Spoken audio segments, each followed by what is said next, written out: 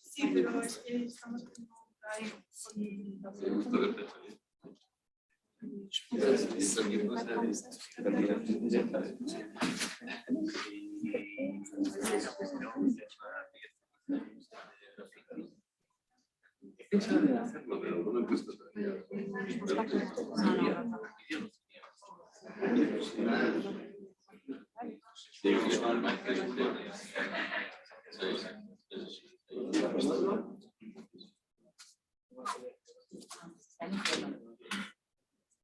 sí, lo acabamos de poner. Sí, lo acabo de poner.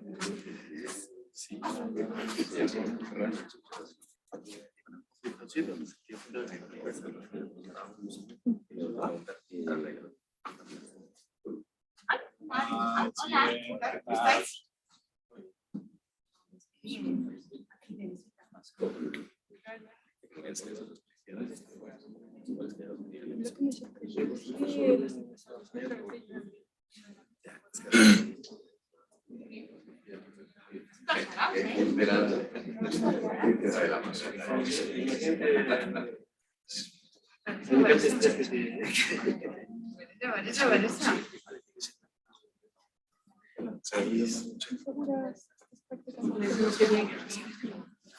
En la oficina, el equipo de trabajo.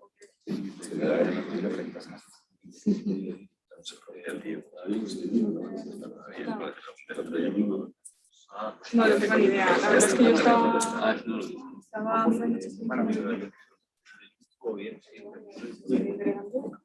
no voy a hacerte, pero bueno, nunca sabes qué listo. Y me saltaron. No tenía ni idea de que había.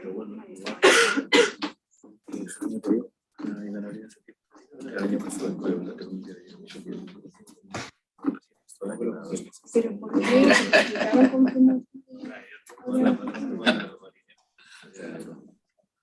No entiendo. Como diría un gran secretariado. Son parte del tema con el secretariado. Ya sabes.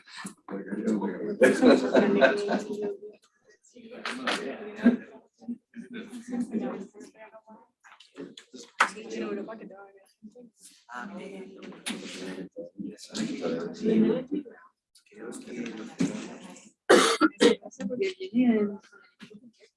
Sí, sí. Se ha traído.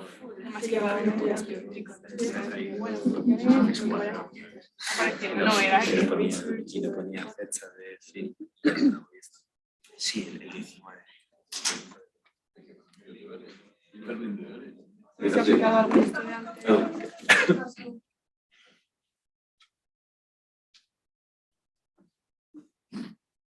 Sí, Hola. Sí, te he visto, sí.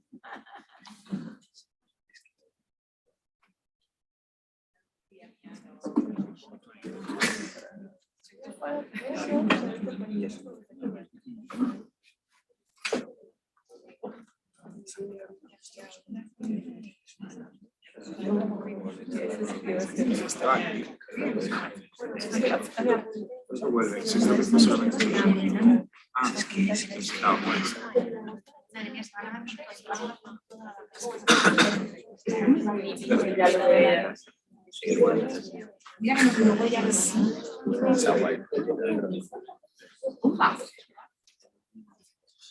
Ya, ya es.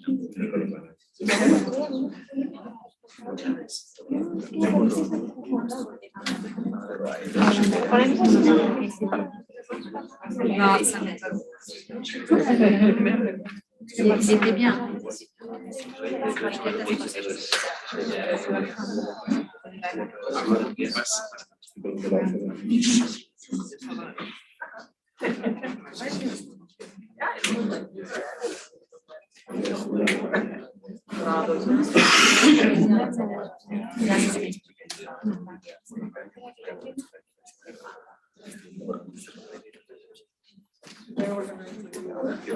¿Cómo estamos? Muy bien. Al final. Sí, sí, sí, sí.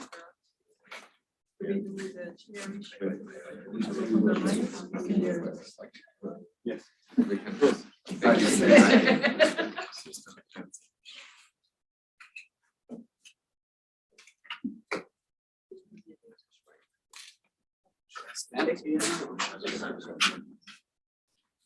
I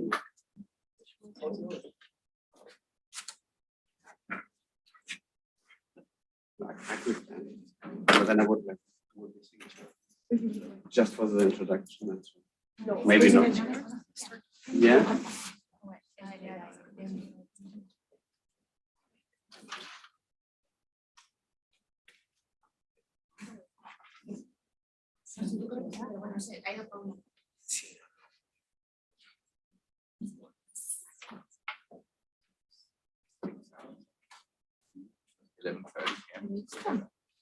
She's bright. She's bright. You recommended her, so she's gonna hate you again.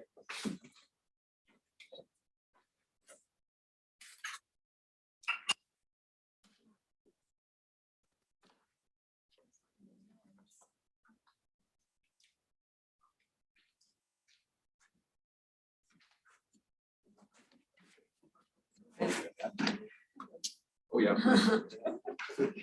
German.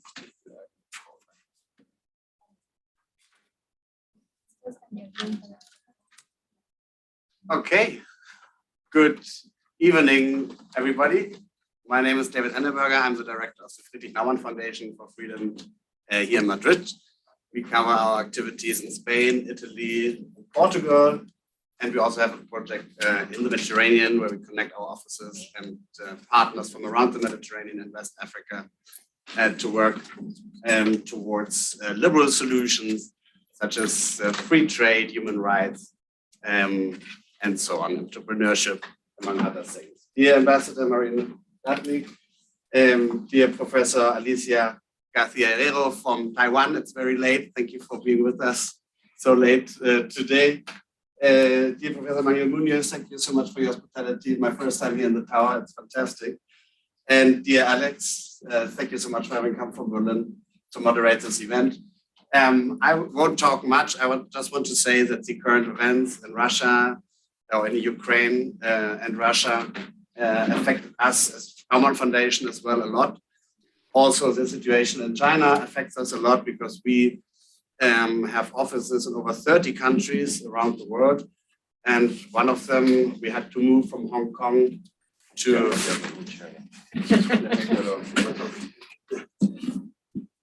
one of the offices we just recently had to move from Hong Kong to Taipei because of the pressure that the Chinese government was inflicting on our colleagues, our office there. We also had an office in Kiev. Our colleagues are now all over Europe to continue their work towards freedom in Ukraine from other places in Europe. So it's also an emotional event for us, and the situation for us as Naumann Foundation is deeply personal to some extent. So I'm really happy about this event because the Axis Beijing, Moscow is something that will affect our lives very deeply in future decades if we don't deal with it in the right way. We are not comparing, obviously, China to Russia, but there are certain tendencies in both countries which are similar, and there are connections that we have to deal with very carefully. So I'm really curious about the discussion that we will hear now. Thank you so much for being with here at IE University in Madrid, and also from the comfort at your home or at the office. Thank you so much, and let's have a fruitful discussion. Thank you. Well, thank you. Thank you for that. Thank you to the foundation for bringing this opportunity, and thank you to the ambassador for being here, Alex. Thank you also to Alicia Garcia-Herrero, who's connecting remotely for this panel, and she's going to be participating in this all the way from Taiwan. It is wonderful to be with you. It's a pleasure to be able to host this discussion and this event. I did want to, Alex, do you want me to go straight into how do you want to run this? That was like, so this was just a welcoming word from your and then over to you. On the that's fine. Yeah.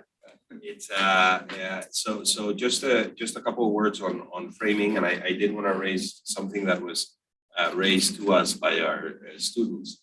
A couple made some remarks on the content on the blurb for this panel. I don't know how many of you had the chance to look at that, but we seem to preclude in that blurb part of the conversation that we're going to have. We described in that blurb China and Russia as authoritarian, led by strongmen, and some issues that, they're legitimate opinions, and we might in fact raise them in the panel, but they did not belong in the blurb to the discussion, so that's an apology from us. And some students did raise that with us. And something which I think is more interesting, which has to do with the fact that I think that the China-Russia axis, there should be a question mark there. I mean, is there an axis that we can move into? And I'm very happy to address this in the content of the discussion. But overall, I'm just thrilled that we get to have this discussion now. I think it's one of the central questions right now is whether China and Russia are aligned in the response to what's occurring globally, and particularly in what's occurring in Ukraine. So we're very happy to be here and to be able to host this. So thank you, Alex, and thank you to the foundation. And over to you. I'm happy to contribute to the content. Lovely, Adam. So last but not least, I'm also very happy that we put that together. It was my first semester where I taught here remotely. 2 of my students are here, so I'm happy about that too. Thank you, David, for hosting me. I'm here because I work mostly on democracies, democratic theory, democratic studies, and I actually do systemic comparison between democratic and non-democratic systems. So I would maybe not put a question mark there, but that's actually part of the debate that maybe we want to have. But to start our conversation, which I would invite all 3 of you, maybe Marina, Alicia, and then you, Manuela, giving like a short peek into your thoughts regarding this topic, especially also from you are in Taiwan, Alicia, and you represent Spain, and you're an international relations expert. Obviously, you as an ambassador from the Baltics, you might also have, like, because of the proximity to Ukraine and Russia, a specific point of view. I would invite you to share your insights with a little peek, and then we take it from there in the debate. As a starting remark from my end, in early February, when in Beijing the Winter Olympics started, Vladimir Putin was the guest of honor of Xi Jinping. They both praised and heralded their friendship, and they also concluded this gathering with a 1990 points or pages communique in which they addressed like their wish to work together in so many fields such as internet surveillance and spacecraft. And he also reasserted that they both believe that they actually are the leaders of democratic countries, and reaffirmed also that they do not believe that the American system is in fact democracy. So also those two, we might be talk a lot about, also give us a lot to think about already only in that only one encounter when they met in Beijing. So I'm happy, and I would like Alicia to give her first and starting remarks to us, if she's still with us. Yes, I am. It's a pleasure to be here with you all, and especially with students, because, you know, I just finished yesterday my very late class as well. These are mainland students, some Hong Kong students, and they actually learn very late. I guess some of you as well, because you may be working. So these are my MBA students. And we have had similar conversations as to the one we're going to have today here together on what's China's role in this conflict and how to read it. So I'll try to share that with you. I'm going to apologize for what might sound like a little bit too economic argument, because that's what I am. I'm an economist, but I hope that gives a different angle to the discussion. So I like to start by saying that perhaps, I don't know whether I would use the word axis, but I would certainly argue that China and Russia have been coming along together for quite a few years. So this is not just, you know, February and the Olympics, but since Crimea, and I would argue even before that, but especially since Crimea, Russia has been moving up the ladder of the Ministry of Foreign Affairs in China, meaning the classification of countries that the MOFA, Chinese MOFA uses. And in fact, there is only one country in the world that is classified higher than Russia after the latest upgrade, which was in 2019 for Russia. And that country is Pakistan. So, and it's been a long-standing special relation for Pakistan and China. So So what I'm trying to say here is that this is not coincidental. It is based on a number of common principles and common interests that have occurred over time in the light of what both Russia and China perceive to be a more aggressive West. And by West, I basically would focus on the US. So the idea of a joint response to that aggressive West is what I think has brought these two countries together. So I would basically make the point that more than an axis is a coincidental agreement. Coincidental for the fact that it's based on a coincidental common goal, which is trying to, kind of repel the pressure. Beyond that, repelling the pressure, there's of course also an interest on a final outcome that is also common in my view, which is changing the global order. And all of this is not very economic, but I'm going to focus on what this might mean for the economy. So Russia, as you know, since Crimea has been subject to sanctions and is tried to build an economy that is self-reliant in a different way from China, because Russia cannot be self-reliant in the same way as what China could eventually become, which is full vertical integration and not being dependent on technology from the rest of the world. But Russia's idea of fortress Russia, basically, and in that regard, self-reliant Russia, is based on the idea that Russia did not need to borrow from the rest of the world, and that its forex reserves would be enough to withstand any type of shock or any type of additional sanction compared to what it was with Crimea. It so happened that the sanctions that were eventually imposed, especially the freezing of forex reserves, made the whole idea of fortress Russia less appealing than perhaps the Russian government and certainly Putin would have thought. Now,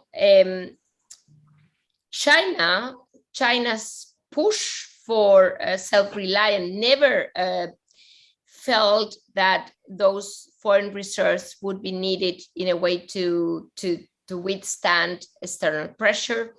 It was more of a mercantilistic approach to trade, by which, the more you accumulate trade surpluses, a little bit like Japan in the 80s and early 90s, the better it would be, because those reserves are money after all.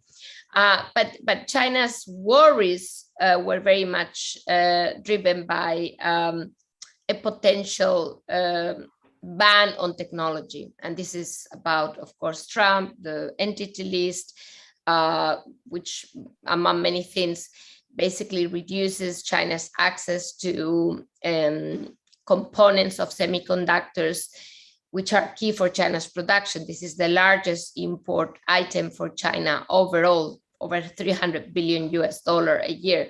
So on that note, I think both had a similar objective economic, when I'm saying protecting themselves from the US containment, if I may use that word, but also changing that global order that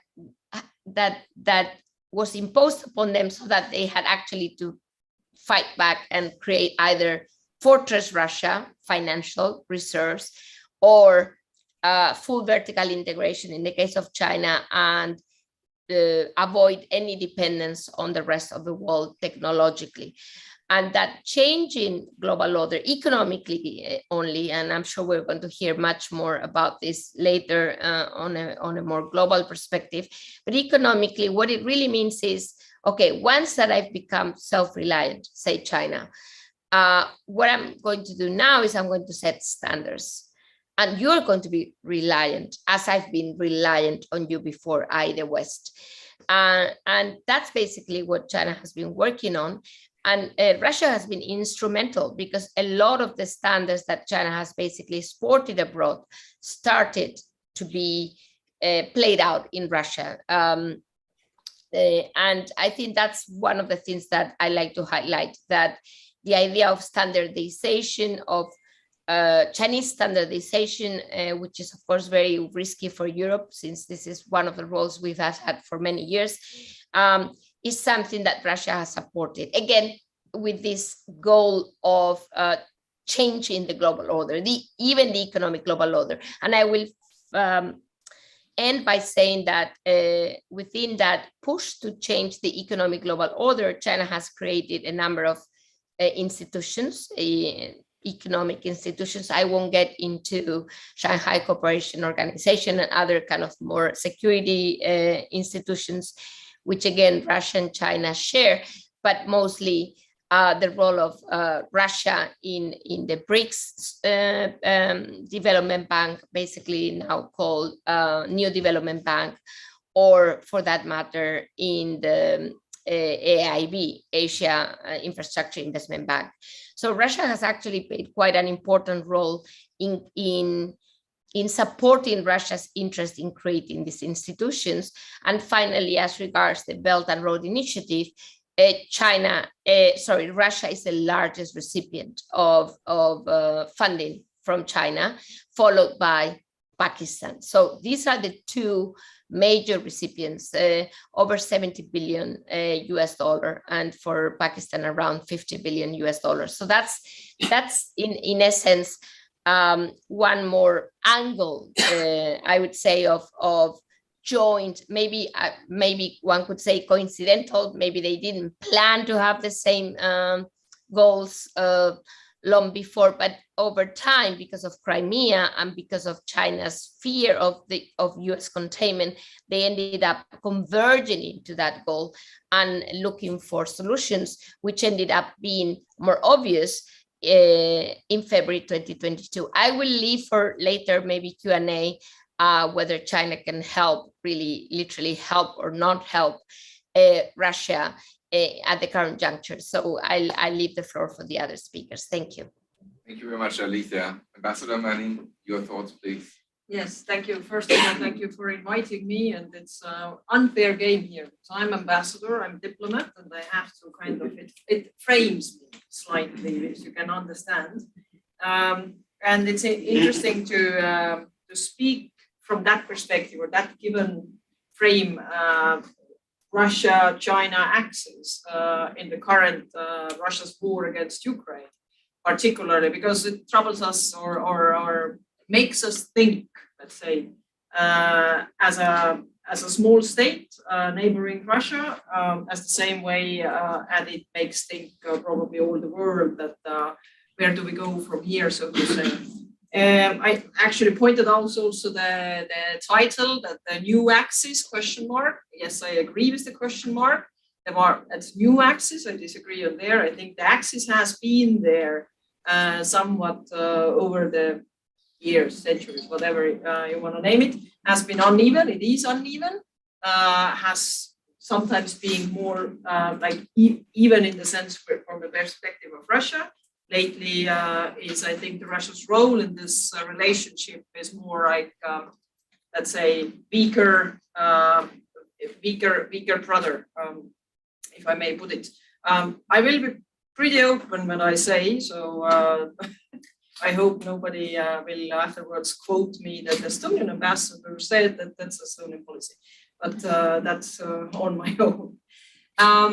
What we have seen, and of course, referring to the joint statement for the 4th of February, the new elements, of course, everybody has noticed, is also about China having a position about NATO enlargement and the need to change about the European security system, which hasn't been there. But we also have seen that I think China, over the period of the war has been more, let's say, balanced, more looking for a way to find the balance, looking for more soft expressions regarding that, because I don't think that they are in the comfortable position at the moment in this, where I I would say Russia has put them with this long-lasting war.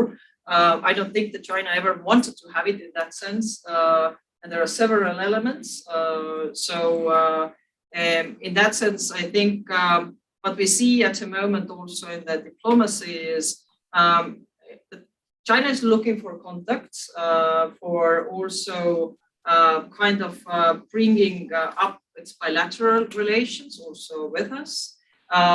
But of course, it uses the elements that are useful, like, for example, addressing the so-called non-aligned states more with its own policy, blaming the West, and I'm not only referring to the US, but the West in general, of sanctions, of creating the situation that in the end being the one who was the source of us being where we are at the moment. And basically, it's not only Europe, it's a whole world. And we have to be clear in this messaging, saying that this is a Russian's war against a sovereign European state that has caused also the issues about the food deliveries, that has caused the shortage of different elements, that has caused the sanctions, not the other way around. So, but of course, it's quite comfortable for China also to use, and I was referred also previous speaker that, you know, the idea of changing the world order, I think they share in that, although China has actually kind of gained from the existing world order, I would say. I think also, I'm now talking more of China than Russia, maybe afterwards I can talk also more of Russia. But I think it's a situation where we are, I guess China is also watching how Europe, the West, whatever exactly it is, but Australia among them, how are the reactions to the Russian invasion? And I think the surprise of unity, and the quickness of decisions, economical, political, are something that have been surprising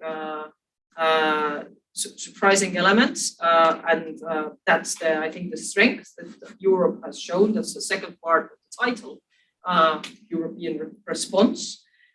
So the response should be, let's go ahead, because we have to raise the price for Russia in this war until it holds it. So, and raising the price, sanctions, economical, political, send military equipment, isolating Russia on the international fora, and the same way in different levels. So I think this is the element we have to do. So I do the first remarks, stop here.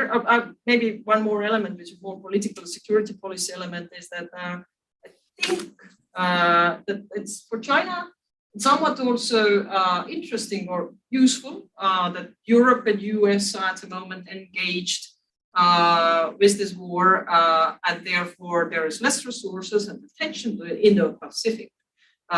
So might be kind of a useful element from their perspective. But in the end, to end up here with these remarks is, I guess it's like a relationship, same bed, different dreams, or something like that. The marriage of necessity and not love. Thank you, Ambassador. Manuel. Thank you, Alex. So let me try to argue why the question mark is, in my mind, significant, in the question. And let me provide, I think, a little bit of context, of what we're trying to understand. So with the attack and the invasion of Ukraine, we're just witnessing something historic in many, many ways. I mean, Ukraine is larger than Germany in territory, so it's a very big country. It has a very large population. It is a European democracy. Clearly, the objectives of the invasion initially were extremely ambitious, because if you look at the military plans, if you look at the fact that there were a number of fronts that were opened, at the widespread nature of the advance, clearly the objective was to decapitate the Ukrainian government, and quite possibly extinguish Ukraine as an independent country. That is to some extent unclear, but the initial objectives were those. We have not seen an aggression of that scale in Europe since the end of the Second World War. A lot of the goals that were set initially by the Russian government have not been achieved for a number of reasons. To a large extent because of the leadership of the Ukrainian government. And, let's not forget, Zelensky and the government could have fled, like we saw in Afghanistan in the summer. Had they fled at the beginning of the war, we would be in a completely different scenario. Also, to a large extent, because of the state of preparedness and of capacity of the Ukrainian armed forces. I've been speaking to colleagues with expertise in this field in the past couple of weeks, and there are entire portions of the Ukrainian army that have NATO quality training, NATO quality equipment, and that makes a huge difference in terms of their capacity to defend themselves. So there's been an adjustment in the objectives of the war. The second element of context to this, so this is extraordinary. The initial objectives have not been attained on the part of the Russians. The second element of context is the Western response, and I use my words very carefully here. I would wish for the response to be truly global. My take on this is that if you look at the truly invasive, costly sanctions and statements of condemnation of what's occurring, they are fundamentally Western. I think the rest of the world, the global South and others, is highly divided. But the response on the part of the West has been extraordinary. Extraordinary. I remember attending the Munich Security Conference meeting this past February. It was days before the invasion. By the way, I'll tell you guys a very interesting anecdote. I attended a number of meetings during that gathering where people shared the state of intelligence on what was going to occur.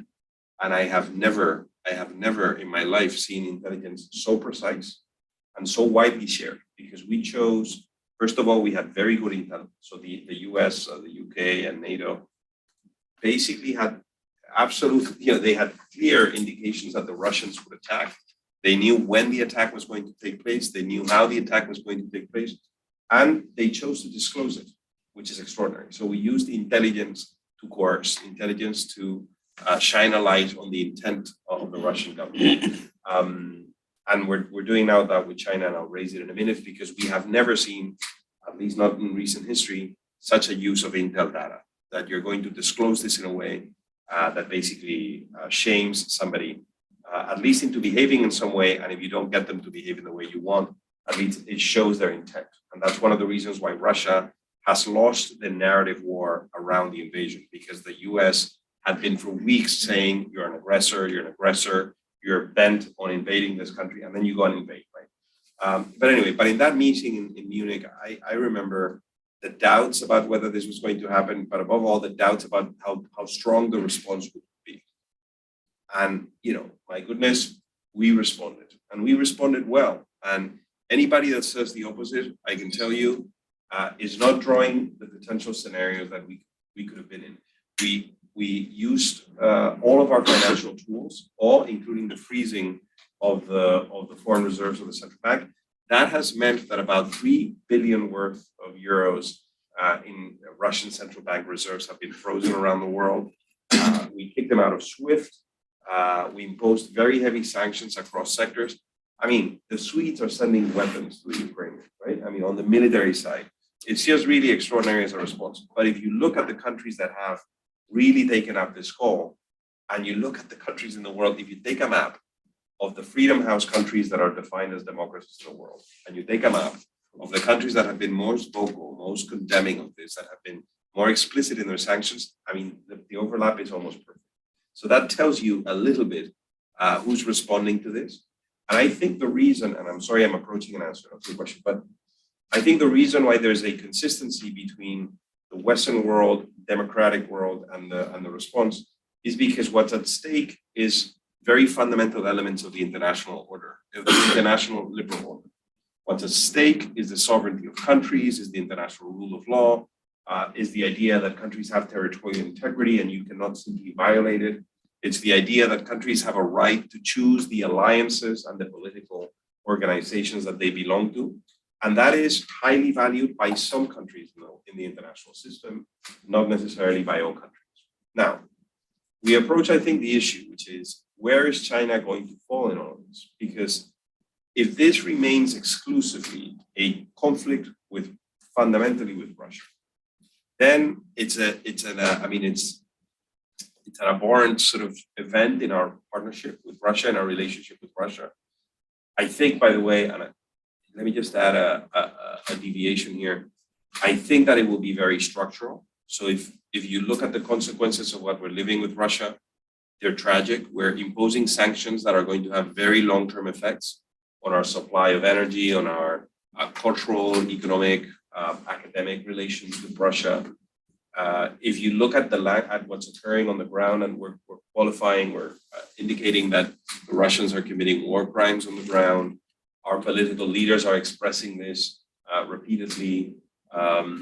Then it becomes very hard to see any normalization of relations with Russia in the near future.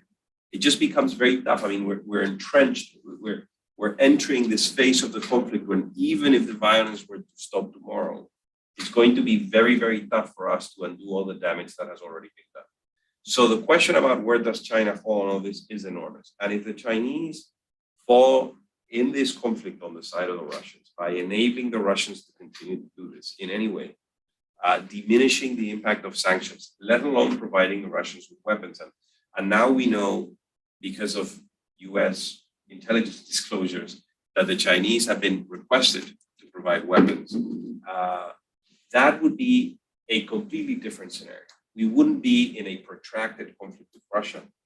We would have seen a very rapid acceleration towards a world of blocs, where you would have a Western, liberal, open bloc, and you would have a very different authoritarian, non-democratic bloc on the other side. I think that is a distinct possibility still today. I think the Chinese are deeply uncomfortable with what they're seeing in Ukraine. I honestly think that they're deeply uncomfortable. China has defended the right to sovereignty and to territorial integrity of countries, particularly sovereignty historically, in a very decided way. I think they're very uncomfortable with the consequences of the conflict, economically and otherwise. But I think, and this connects to what Alicia was saying, they have this strange alignment of concerns with Western policy, particularly with US policy.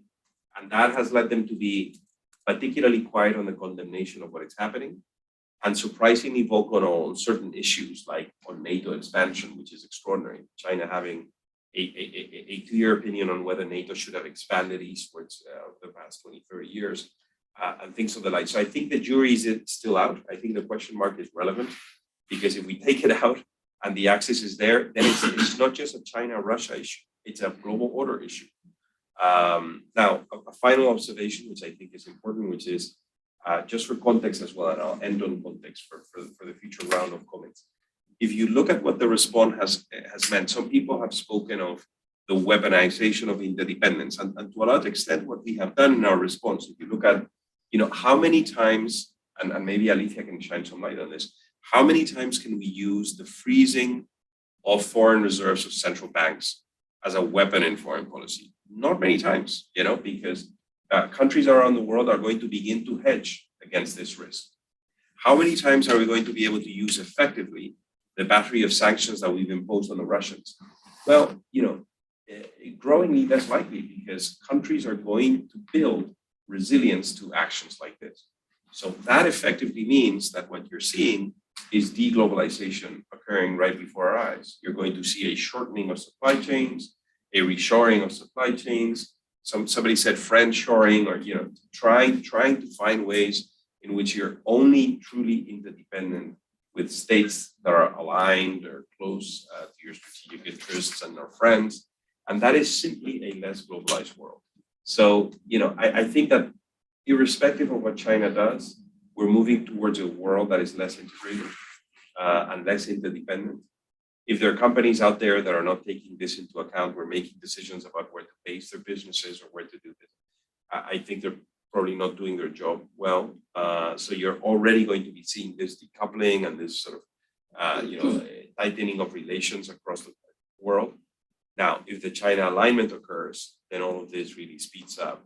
And it's not just a deglobalizing world, it's a world of much harsher laws. So that's why I think the question mark is relevant. I mean, so there's much said that I could agree with, but we should still touch upon like the hot irons. Like the countries might be different and they might also have different interests. And clearly the economy of Russia, which is like not bigger than the Spanish one or smaller, or a little bigger than the Netherlands and Belgium, and a little like the Spanish economy, is of course something different than the economy of a country that's going to be the biggest economy on the planet at some time soon.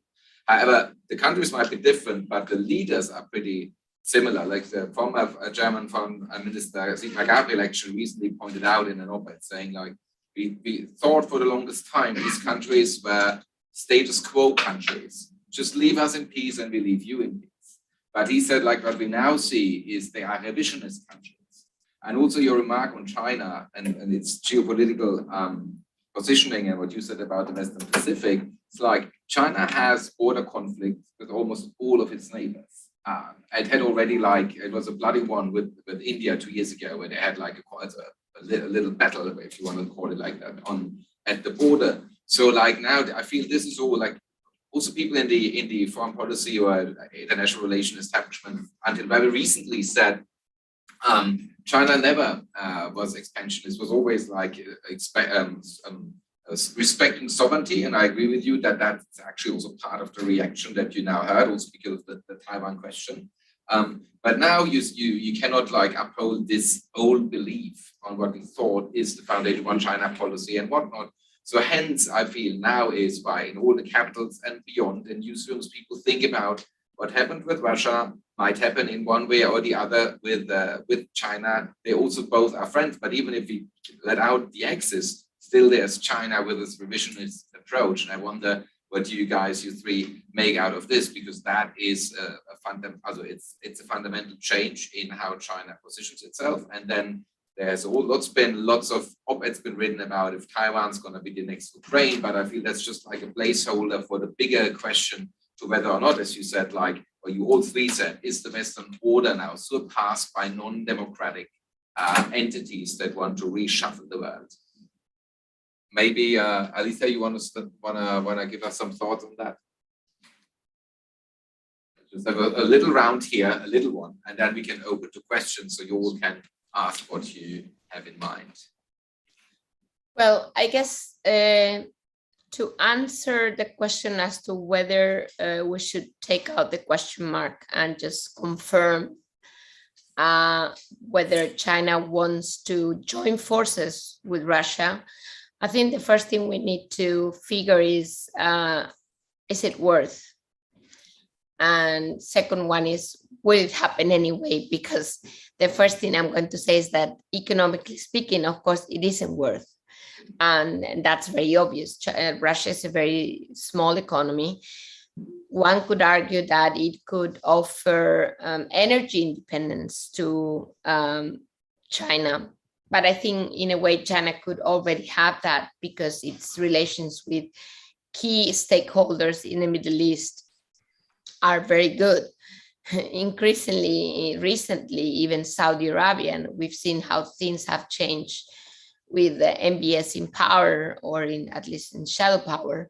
And I think that's something that in a way should not force China to engage with Russia, because China has other options basically for energy security. The other one could be nuclear upgrade, and that's perhaps relevant. But I still think that there has to be something more than that very, very specific economic advantage to explain why China would embark in such a support, which is costly if you think about what you give up. Yeah. The other thing is that maybe China didn't think it would give up anything, and this brings me to Manuel's comments that probably the sanctions were surprising, but China has had enough time to review its position, and it hasn't. So it isn't it can't be a miscalculation. So what is it that might be pushing China to remain at least constructive on Russia, if not fully, aligned? So again, perhaps not a full access, but certainly constructively ambiguous. Perhaps that's how I would put it. I think, again, to me, what is putting China in that position of willingness, still, however, not in terms of acts or deeds, but rather words, because there's much more narrative than actual support. We've seen a lot of companies very hesitant to even export to China on the drone space, and it's like anything that can be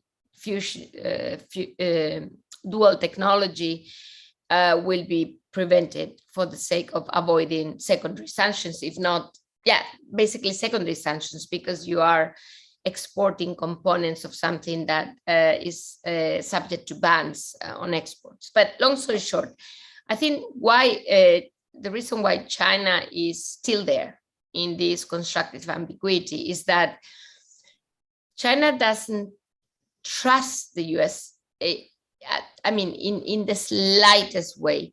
And I think China thinks that China could be next, no matter what China decides to do at this instance. So in a way, not a choice story. And the pandemic has only accelerated this sense of enclosure that, that China is surrounded by enemies, and especially that the US is indeed ready to do anything to contain China. So from that perspective, that alliance is not a minus, but it's a plus, because the comparison is not engagement with the West, but rather status quo, meaning nothing for something, basically, not something for something. And I think that's the way to me to understand that willingness from China's side. That's all from my side. Is it revisionist or status quo? What do we see in China's behavior nowadays? Where are we headed? Do we need a new policy in Europe regarding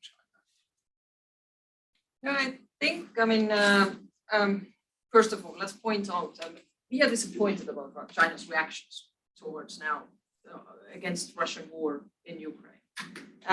Because we think that China as a big player, as a Security Council permanent seat, has to be very clear and take a side.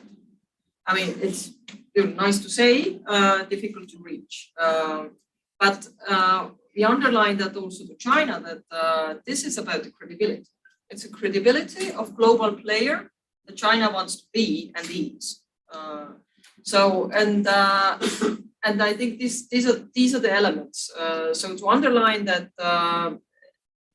there can be actually, in this situation, there can be ambiguity in war situation. It's difficult to say, it's impossible. From our perspective, it's possible to say, I am neutral in this war. Either you are one side or the other. It's war. We are in war. So to be very clear. So economically thinking, I think China is cautious about economically supporting Russia or trying to help circumventing the sanctions that Russia have imposed, because there might be a secondary sanctions to the companies of Chinese owned companies. So I think this is one element which is there. And now I go more about the theoretical, philosophical point of view, or the question of economic power that China plays, and it is an exporting power. So it relies on the export. So when that is not there, the capabilities or the export markets are not there, that affects strongly an economy of China. And let's say, having read a bit backgrounds, and so it is said that China needs 6% of growth economically in order it's to legitimize its the people who are in power, because this country hasn't had elections. So when the economic growth will drop, and I know China much less than the other people here in the room, that might affect the people in China starting questioning where is the legitimacy of this power we are living actually comes from. That I think one of the elements in that sense what I see. If I may comment on some points that were mentioned just to circumvent sanctions, I thought, I think Manuel, you said that, or were you about like delivering arms to Russia? Highly unlikely from our perspectives, I would say, because I think for China is still important the international image. And I think the image that we have seen being somewhat lost through the pandemic, through different elements, I think it's still important.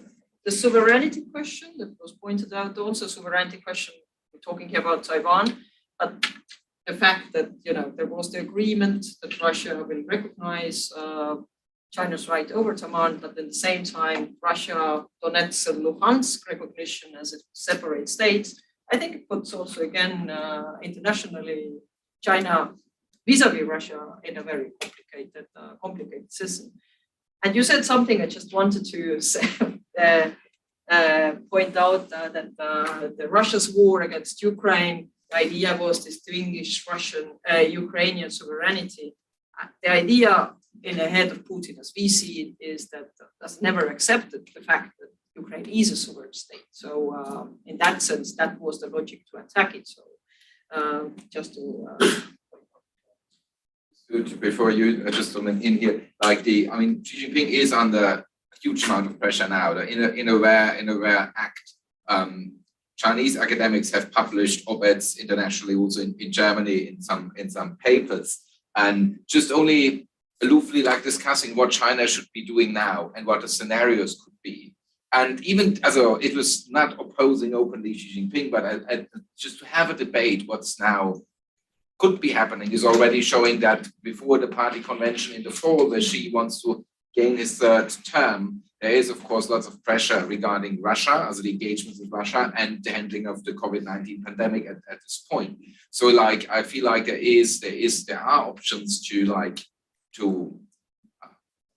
what would I say? How would the word say? There is options out of influence, but you can see there is movement also within the Chinese governing body at that point. And there was actually a survey conducted, I believe, by the China chapter of the Jimmy Carter Foundation. It's a very rare one where they online surveyed people, and they said the outcome was that 75% of the people surveyed, most of them also were just enjoying government media, were generally of the opinion that it's right for China to support Russia. But the majority wanted was so-called moral support. So only 16%, 16 of the people wanted to make China sell weapons to Russia. So there is a clear, also in the Chinese public, not that it matters in Spain or in Germany or whatever, but still you can see there is a sentiment which is opposing the full end into this war. So just this thought. Well, the Chinese are very smart about that, and I don't think they need a large part of their strategic interests to be attended by doing more than what they're doing. I mean, to some extent, there's some narrative and moral coverage of what's occurring. I agree with Alicia that actually, if you look on the ground on the specifics, of support for Russia, let alone on the weapons, where clearly no decision has been made, that support has not been forthright. But let me answer your question head on, your question about revisionism and whether the Chinese are revisionist or not. It's a tough question. I think that if you look at their foreign policy, I think the source of concern surrounding China's rise in the world is not on its revisionist stance regarding territorial claims, except Taiwan, which is a big concern, but where actions of the aggressiveness of what we've seen in Ukraine have not been taken. And by the way, if they were ever taken, anything approaching doesn't even need to be a full-on invasion of Taiwan. I think we would be in a Russia scenario in the sense that we would be deploying a very rapid disentanglement with China. So we would be undoing a lot of our interdependence with China, like we have with Russia. So, and that would be a huge shock to the world economy, much larger than the one that we're suffering because of the disconnection or the disconnect with Russia. I think the issue with China is more pervasive and tougher to tackle, which is the sheer scale of China, its weight in the world, and the fact that we have political systems that are so different, and in fact, in many ways, diverging because of internal developments in China, the consolidation of the figure of the president, the extension of the mandates, the intervention of the Chinese government in sectors of the economy, so the deprivatization of parts of the Chinese economy and very extensive regulation, the use of technology within China that runs contrary to some values that we deem very important, like privacy, like individual freedoms and others, what's occurring in Hong Kong and in other places. I mean, it is the internal dimension. So to your question about revisionism, I see very little parallels, to be very honest, to Russian policy since Georgia, Crimea, Ukraine. I mean, that is land grabbing, that is right, sort of straight aggression to neighbors. I think the Chinese have been much more moderate on that front, including on Taiwan. But I think we have a much bigger problem with China, and it's in fact much tougher to manage because our collision with China, particularly the US's collision, I have to say, but not exclusively, is much more about values and about the essence of our political systems, and that makes it very hard to manage. So I would put the emphasis on that rather than on the external dimension. But the external dimension could change from one day to the next because if there are aggressive moves, and Alicia lives there. But if there are aggressive moves towards Taiwan and others, I mean, that is a new world the next day.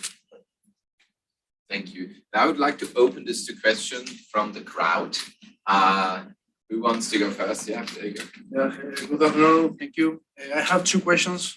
The first one, as you know, Henry Kissinger said yesterday in a Financial Times interview that we must be conscious about the ideological difference between the West and China and Russia. But the West could not make of it the principal weapon of confrontation. What do you think about this approach? Should the West try to approach one of them, Russia or China, with the aim to stop the other one? Everyone, or someone specific? Everyone.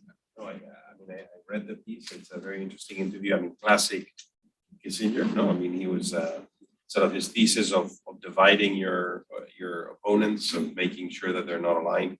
He invested a lot of his political capital and his energy in actually making sure that triangle, Russia, Soviet Union, China, US, that not two pieces in that triangle were aligned against the US. So he's suggesting that we do the same. I think it's going to be very, very tough for that to be the case just because of the sheer scale of China now. I think China is a peer competitor of the US. I'll give you a piece of data that I have found fascinating. So the US has never faced since it became a global power, a peer competitor. So this is from the 20th century onwards, a peer competitor that had a GDP that was larger than 40% that of the US. China is on its way to surpassing US. It has surpassed US GDP in PPP, in purchasing power parity terms, and some expect it to overpass the US in nominal real terms. So I think that just the scale and the structure of the challenge that China poses makes it a very different actor to what it was at the peak of the Cold War, where you were essentially disrupting the China-Russia alliance, but that had very little incidence in what China represented for the US as a competitor. So I think that now there's a structure to China that makes friction with China much more likely and just tougher to avoid. So I think it's a very good suggestion. I just don't see US policymakers implementing that anytime soon. I would comment it from the different angle maybe and saying that, in some elements, Russia has been helpful over the years to kind of gather the support and unity among Europeans, Americans, Australians against them because of their actions. So let's say helpful is of course the question marks here. So and Russians' actions have clearly shown that they are unreliable, not only for us, untrustworthy and aggressive. So in that sense, I put it very ironically and sarcastically, Estonians as we are, saying let's hope for Russia in this case as well, that they will be helpful in their own behavior, that we actually see for China distancing what it should do or for Russia. Do you want to say something to that? Well, I'm not sure I agree with Henry Kissinger on this one, because I actually think that Russia could become a problem for China. And first of all, it was a problem. It's been a problem in the past. China has lost more territory to Russia than to anybody else. But even barring that scenario, Russia is a failed economy. I mean, it's going to be very costly for China to support Russia. So if I were the US, I'm not sure I would want China to spare that cost, but rather take it. This, of course, bars any potential consideration on nuclear, etc. But I'm saying only from an economic perspective, Russia could be a burden for China rather than an add-on to China. It all depends on the dynamics of what's going to happen with Russia if sanctions remain. And I guess if that alliance does happen, sanctions will remain. So perhaps the best thing to do is not to do anything, if that's ultimately what these two major powers want to do. Let them be. But it'll have its consequences. But I don't think we should try to break that up at a cost for us, because it would be very costly to even try doing it. That's all.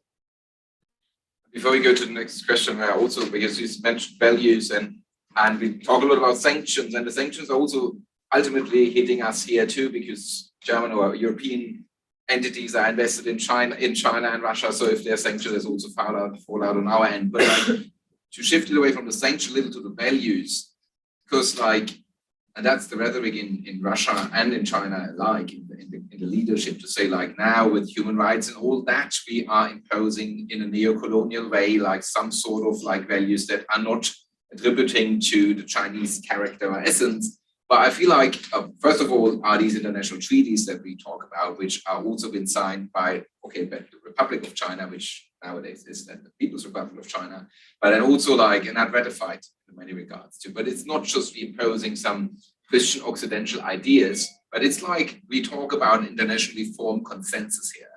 And I feel once a country, and as a German, I feel there's a certain responsibility to also mention that in particular, once you have a country that rounds up an ethnic or religious minority and puts them into camps, what happens to the Uyghurs in the north and west of China, it's also something that we cannot just talk about this country as if it were a normal country like any other. So there is trouble ahead, because you said, you mentioned the value dimension. I just wanted to add that on the value dimension before we continue with other questions, or you want to comment on that too? I just wanted to point what Alicia said exactly. Strategic patience. It's key words that are very often used, but I think in that relationship, you also lean back and watch a little. So this is like having someone you dislike marry someone that's a total train wreck. So you don't intervene. You just allow the marriage to be a disaster. That's Lydia's suggestion. More questions? I'm glad you brought that up, because I was going to ask about what similarities or differences you see between China and Russia. in terms of political structure, democracy, and human rights? I think that was No, no, no, it's a good question. I mean, there's like, it's difficult to say this, that. I mean, I think they are both authoritarian. I mentioned that, you know, at least after Soviet Union collapse, there have been a show of elections. I would say they have never been free and very democratic, I would say, maybe in the first ones after 91. There is that's a difference, I would say. But I would grab this point about human rights and making reference to Uyghurs. What we see now, the deportations of Ukrainians from their own land, forcefully deporting them to Russia and putting them to the camps. So, where do you put the comparison? I mean, you know, you can compare it with different other things. Estonian history says we have seen it in 49, we have seen it in 45, where 10% of Estonian population was deported to Siberia by then Stalin regime. So this is something that we see. I mean, there is like certain methods, so to say, are similar. The same is information space, very limited. I mean, Russia is limiting it even more and more.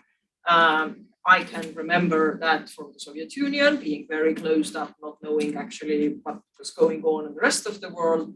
I'm happy to be on the other side of that wall or curtain, whatever you might call, which is about to fall or fell already, depends. So I think there are several methods of kind of governing the states which are very, very similar in that sense. But I'm not a lecturer of you know the role who is where and when and what's the political system exactly. But I think elements are similar. Many are similar, but not all are the same. And I absolutely agree with those who are saying we cannot take them as a same countries, nor are their economies in the same level and the capabilities in general. I mean, I think there's some serious differences. And, you know, in Russia, I think what we see, I was looking at some data the other day, and I saw that about 100 people, a little bit over 100 people are estimated to control about a third of Russian GDP, which is an insane figure. So this is to, for all intents and purposes, a regime, I mean, a true regime of a very small number of men that control the wealth of the country, particularly extractive industries, energy, natural resources, and others that are relatively easy to control and to regulate. I think that is shaping, that shapes to a large extent the behavior of the Russian polity, you know, the fact that you have at the head, and the most critical people, of course, have spoken of a kleptocracy, of a mafia regime, of a, you know, where you see these economic interests and just the capturing of the state in a way that I think it's very particular, it's very Russian, and it's very unsophisticated. In China, I see something very different. I see a very established Communist Party. I see the deployment of very sophisticated and advanced technologies in support of a political system that is very different to a democracy. So, you know, this idea that there's sort of like a technological mandarinate that is being developed there, that is illiberal, anti-liberal in many ways, but that is, I mean, I just find the normative values-driven challenge to be much greater in the Chinese case. I think the Russian case, they're much more naked in front of global public opinion. I mean, this is an old school, old style, very small regime that controls the apparatus of the state and the economy. In China, I see something much more sophisticated that will pose a major challenge, if you ask me, to democratic governance around the world, because the argument is we are deploying a system that is non-democratic, but it's very effective, and the output legitimacy of the system is high because we can deliver growth and we can deliver prosperity, and we don't need the rights and the political freedoms that come with this. And I think that this is the question that China is sort of throwing upon us, because our systems have output legitimacy, but democracy also has input legitimacy. because we participate in the input into the decision-making process. But on output, we're being challenged head-on on the part of China. I don't see that in the case of Russia. I don't know how many countries in the world look at the rest of the countries and say, "Oh, I'd love to be governed like the Russians," you know. But China is becoming increasingly appealing as a system to countries that are looking for a model that can provide for very rapid growth, particularly on economic performance and on convergence on technological capabilities. So I just think the challenges are very different. Maybe I can add some numbers. Last November, the Pew Institute actually did a survey in 17 countries, industrial nations, 16 of which were democracies, and the other 17 was Singapore. And in 16 countries, a vast majority perceived China as non-adherent to human rights and also like being not nice to their population heads as a conclusion. Also economically, the population said like highest number was Japan, and I feel Spain was in the lower third, but still they were like 40-70% of like. But saying that, but like we're saying like let's disentangle from China and go more with America in terms of our economy. And even Singapore, if you would take out the Han Chinese population, they were highly in favor of in favor of China. So the other ethnic groups in Singapore were also siding with the Western idea. So there is already not only a lofty value sort of like, yeah, they are different, but what can you do? You also have like in large population, as a large sort of pocket, large majorities of populations have detected that like policies like such as surveillance or ethno-nationalism or camps for minorities are not cool, and you do not want to have trade and economic engagement with such countries. No, my concern is not so much in the West, where I think that these views are hardening. I think the issue is on sort of the border states. You know, it's sort of the Saudis of the world, the Turkeys of the world, the Indonesians. I mean, all of these countries that are some countries in Latin America, which are sort of. What do you think about Hungary and Serbia? Because that's at our doorstep. I don't see them as looking at China as a political. Oh, Russia. But many countries in the world, and to be frank, and we have to be frank, no? If you look at political developments in the West over the last 10, 20 years, we've made a mess of a few things, no? And it's been very challenging, and democracies are very open and they're very transparent. So you see everything. So you see all the mistakes. Whenever there's corruption, you see corruption. It's one of the benefits of being a democracy too. But it also means that the way you project this outwards. So my point here is there is a global debate. There's a global discussion being had on the legitimacy of political systems. And democracy is now being challenged head on. And I think the challenge is not coming from Russia. I think it's much more clearly coming from the model that is being developed in East Asia, particularly in China, with much more, how can I say, kind versions in Singapore and in other places, but fundamentally China. And, this is something that is going to play out in the coming years. So when you ask about similarities and differences, you see the challenge coming from China to be much more structural and significant. That's a question. Yeah.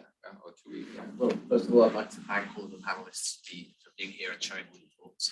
I just had a kind of reflection about, what the three of you have said about China being a bit uncomfortable with the situation that Russia's put into by invading Ukraine. I think, from my perspective, at least I'm not an expert, it seems like China is benefiting from not positioning itself directly supporting Russia, because that way it can, trade with Russia and with the West and kind of keep the status quo, which is benefiting it a lot.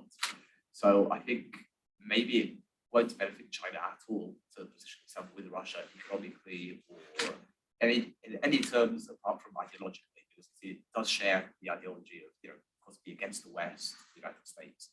And then I had a question about the second part of the title, the European response. And now this is open for the three panelists, but mainly for Mr. Neath and Your Excellency. You've said, Mr. Neath, that we're sort of like globalization is retreating, we're going back. The interdependency between countries is decreasing. But don't you think, I agree. I think perhaps, for example, in the case of the European Union, we're trying to become less dependent on China, Russia, even the United States, kind of like become less dependent in general. But wouldn't you say that at the European level, in the European Union, integration is going to be more integration and not less interdependency? Well, so clearly this crisis shows that we are much stronger when we respond together and with unity to these things. So as in many other instances, some of these crises really put the value of integration right at the core, right? Now, the question is, will our politics produce further integration in Europe? And that again is an open question, because we have seen even within Europe, I mean, we've just suffered the only instance of disintegration in Europe in its history, which is Brexit. I mean, we've just gone through the departure of a member state from the European Union, which is a very painful process. We just had presidential elections in France, which could have ended very differently. They didn't. I mean, we do have the extreme right at 40%, which is an extraordinary figure. Marine Le Pen did moderate her speech in the end on the anti-EU dimension, but it was still, I mean, it was still clearly make up on fairly Eurosceptic positions. No? So the question is, will internal European politics hold for the process of integration to continue to sort of straddle forward? And let me add here just a quick thought, which is, if you think of the broad arc, if you think of the last 10, 20 years of history, and you ask yourself, well, what has the evolution of these democratic values, the legitimacy of democracy, what is the state of the global order after those, the international order after those 20, 30 years? I think you have to conclude that there have been two processes. One is external, exogenous, which is the rise of illiberal powers, a much more revisionist Russia than in the 90s, much more clearly, particularly from the mid-2000s onwards. We've had the failure, or clearly we've seen the limitations of the Arab Spring and the democratization of the Arab and the Islamic and the Muslim world, with the failures in Afghanistan and in other places as particularly severe. Plus, we've had the rise of China as an illiberal power. So that's a very different environment to the one of the 90s. I mean, it's just a much more hostile environment to democracy, to liberal ideas, and to the notion that this international order was going to be liberal. And then in parallel, we've had this second force, which is an implosion of the order. It's an endogenous force, which is a weakening of democracies from within. And there's a rise of illiberal sentiments within our countries. We've had nationalist governments in Europe in a number of places. We've had Brexit. We have the state of US politics, which we haven't entered into. I mean, we've treated the US as a sort of like a perfect container, but if you open the doors to US politics, that's something else. But clearly a deep questioning of the legitimacy of the system in the US from within. So if you ask me, in that big arc of history, we're moving towards a more illiberal world. And that is a consequence of changing structure, but it's also a consequence of weakening from within. I think that's where we are at. And where is the European project in all of this? Well, it's part of the weakening from within. Will we, how would our conversation be today if Marine Le Pen had won the presidency in France? And this is not outlandish stuff. I mean, yes, she ended up being, 17, 18 points away from this, which is a significant loss. But still, this was conceivable on the day of the election. So I wouldn't take it for granted.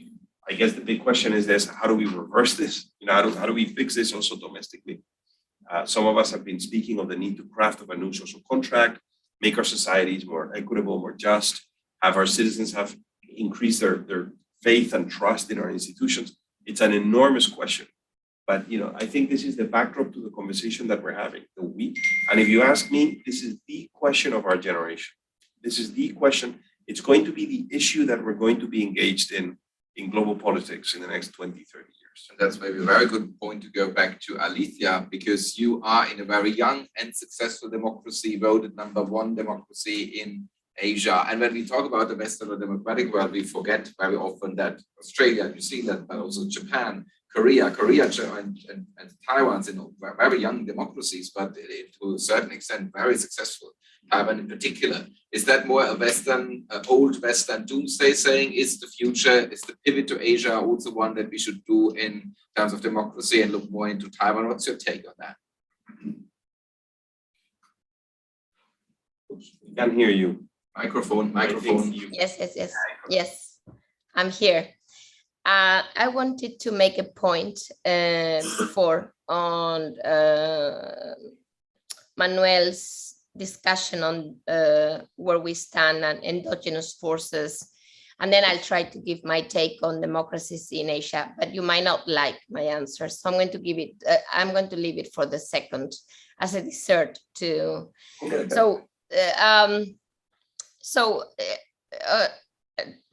To add to that idea that, yes, we need to do something about our democracies, I just want to point out that what I can see, and I can only speak about China because I know much less about Russia, but I guess it's quite obvious, yeah? I mean, they're also evolving, and they're not evolving in the best way ever. So yes, we're moving backwards and we're having humongous issues, but they're not moving forward either. So, you know, in a way, it's like it's a race to the bottom. And the question is, who can actually in that race survive? And the answer indeed is what I hear all the time, and this is common prosperity in China, is inclusion, inclusive growth. It's basically the same problem, perhaps with different instruments, but we are right there. It's not that we're doing horrible and they're doing great. They have the very same problems and they don't know how to tackle them either. The degree of unequal income distribution in China, let alone Russia for that sake, is humongous. So, you know, basically, the question is who will react first and how, but the fact that we're all going down the drain to me is very, very obvious. So that's one. And on the democracies, I can only talk about Taiwan. Yes, it's a young democracy that I can take. Is it a perfect democracy? Not at all. Not at all. And is that cultural? Is that just the fact that it's a young democracy? Is it the design of its democracy? I mean, I'm not an expert in democracy, but living here, I think there's a long way to go. And that's in itself a problem because the fact that the democracy has its issues, and I'm going to just make a point because it's just a generalization. There's still elites dominating this type of democracies. I would argue that South Korea, perhaps slightly better than Taiwan, also suffers from that issue. Japan is a very different ballgame. Australia is a different ballgame. But as you get closer, so, you know, basically even young democracies, and that's South Korea and Taiwan, I think that a role of elites is just very important and very distortive. So is that a solution? Of course, it's wonderful that they exist, but I'm just saying they risk themselves as autocratic regimes also risk their future. So in a way, it's a race to who will do more for their populations, and that's something for which we don't have an answer yet. Last year, the question, we'll make it quick. So we have a last question before we wrap up this event. I mean, I had actually two, so answer whatever you prefer. So the first one Big was, one. well, because they're like really different level. First one was, like, what do you think is Putin's motivation to attack right now? Like, why precisely on this moment? And the second one is like really in line with this first one. It's like, do you think if NATO, if the West has complied with the agreements signed with Gorbachev during the reunification of Germany regarding the expansion of NATO to the east, would this war could be avoided? So should we do it with the best move around? Thank you. If I may, I pick up on the previous one just shortly. I wouldn't say that they're a young democracy, but still a very open democracy, very liberal democracy. And I fully agree with Manuel, what you have said. That's our problem. The liberal democracies and managing of them, I think this is the key element. But I think one important element in liberal democracies is adjustability, that you adjust to the needs of the people. So I don't think that Estonia is maybe the super excellent case in this. We have our weaknesses as well. But adjustability, I think, is one element that is something that we need in democracies as well. As a response of EU to the current situation, just wanted to point out that comes to is somewhat weakness, somewhat like our strength mainly. I would argue is that when we talk about like European response and when we go back to the Russian-China axis, Europe is acting on the value-based logic, value-based actions outside of Europe. So this is the core element that we do. We are not playing the even game with China, for example, here because they are transactional. So it's not a level playing field. Like we are doing figure skating, they are doing ice hockey some way. So when we talk about actions in Africa or the closer area of China and so on, so how to gain friends. Also, what we have learned in this process, I think, was that we saw that when we talk about in this isolating Russia, we saw that in the UN level, we have to talk more to different states, not only when we need them, but constantly. And we have to be expressive. We have to be more strategically also communicating what we do, how we do, and for what, for how much money, basically. So, but we have to address the concerns of different states on the global scale as Europe, also more, not only when we need them. Coming to your points, why now? I think any other point time would have been good for Putin. Attack was obvious. We knew it from, I think, November last year, I would say. The question was time, not question of if. So maybe it was Olympic Games, and maybe that was the element because it was on that day when Olympic Games had the ceremony, ending ceremony. I don't know, whatever. It wasn't militarily ready to attack either. So, but probably it was just accidentally happened to be the Independence Day of Estonia. So interesting celebration. Asking about it if I can't remember now if you failed to follow the agreements made in the beginning of 90s or something that your question. We would clearly argue no, because we chose our path. And the main point of perspective of a sovereign country called Estonia is that don't talk about us without us. Don't make any agreements without us. And the choice of joining NATO or any other international organizations is a choice of a sovereign state, as it is, for example, Ukraine. If they want to join, they have the right to choose so. So the main point is whoever did whichever kind of agreements one moment, and we weren't part of it, but it was decided above us, I would argue they are not valid because it wasn't our choice. So our choice was to join NATO, to join EU, to join any other international organizations, because the slogan that we have been using because of our historical memory from 39 is never alone again. So that's why we are most integrated. There are very few organizations we are not a member of, but then we calculate the added value basis, very practical questions. On the why now, I think there was a structural sort of idea in Putin's head that we were very weak. By we, I mean the West, very divided after the failure in Afghanistan. That the West did not exist. That we had no backbone, and that he could get away with this. That the cost would be very low. And also, I think he had this idea in his mind that the Ukrainian government would not resist. That Zelensky was very unpopular. That he didn't have it in him to do what he has now done, which is become this sort of wartime leader, very extraordinary leader. I don't know how many people would have bet on that before the war, by the way. I mean, it's kind of extraordinary given his background and given his own management of the country up until the war. He was not a particularly popular president when the war began. So I think he had this I think he was concerned about the development of the Ukrainian armed forces as well.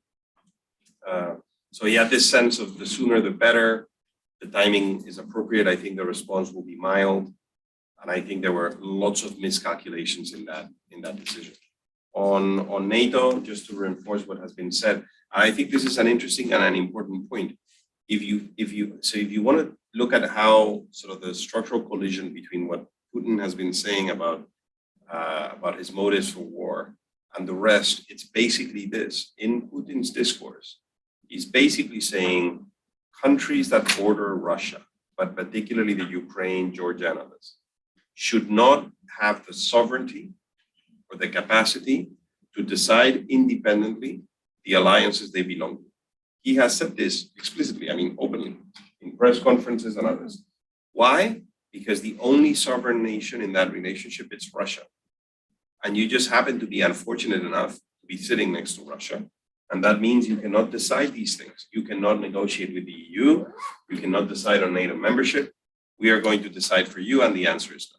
And this is a different worldview. This is a very 19th century sort of great power politics, realpolitik view of the world, where power is what matters.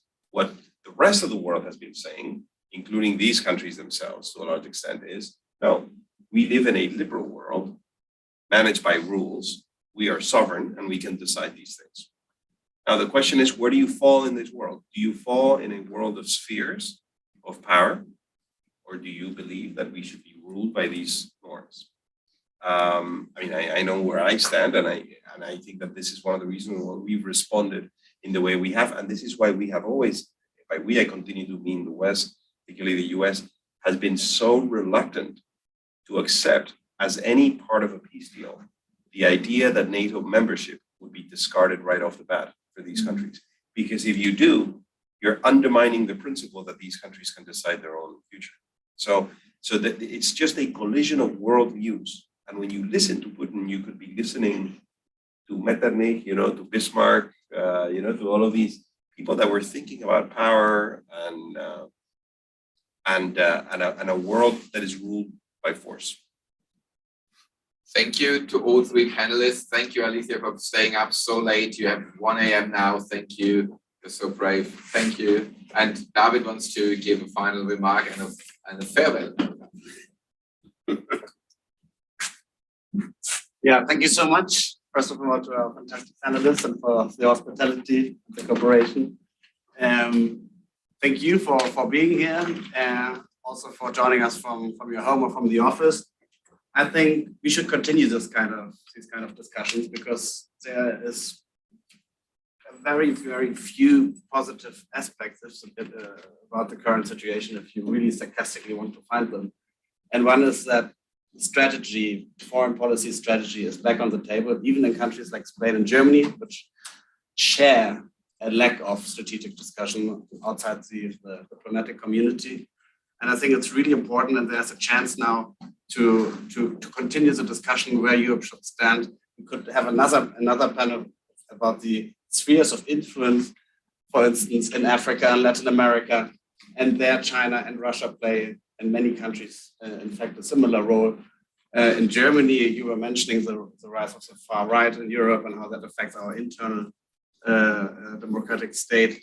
I mean, the Putin's action in Syria wouldn't happen like that today, because even in Germany, we would see now that what he does in Syria affects us. Our far right has risen on the base of the civil war in Syria, and we would not be discussing at least these events and see if we find a solution for these kind of things.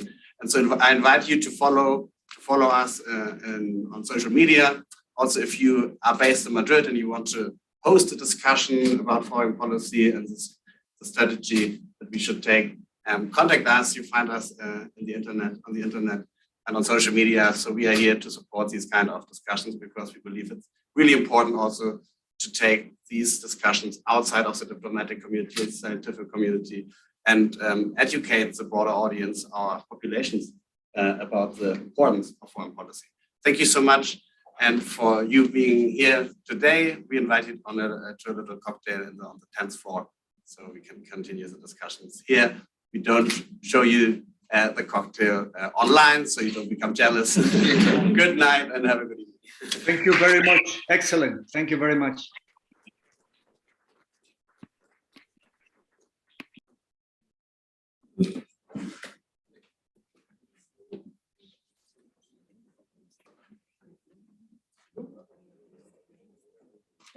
Yeah,